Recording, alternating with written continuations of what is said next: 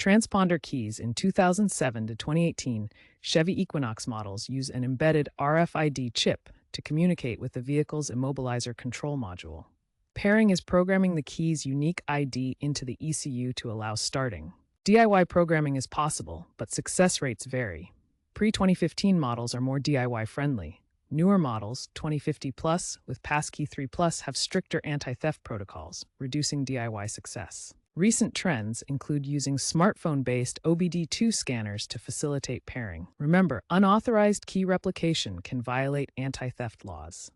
Be sure to have your VIN handy for software verification. The typical DIY process for programming transponder keys in a 2007 to 2018 Chevy Equinox involves cycling the ignition multiple times to enter programming mode.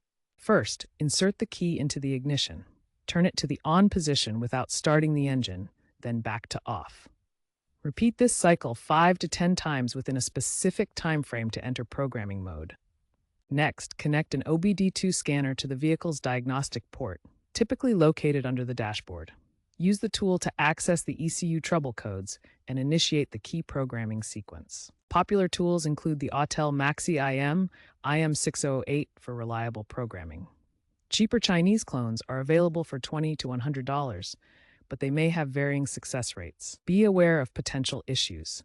Aftermarket keys may not be compatible with your vehicle's system due to proprietary chips. Incorrect programming procedures can damage the ECU, with a 25% risk of permanent issues if not done correctly. While DIY programming saves around $120 compared to dealer costs, for vehicles newer than 2014, strongly consider professional help due to evolving encryption and higher failure rates of 30 to 40% in DIY attempts. Also check that your key doesn't have a faulty chip, especially if it's old.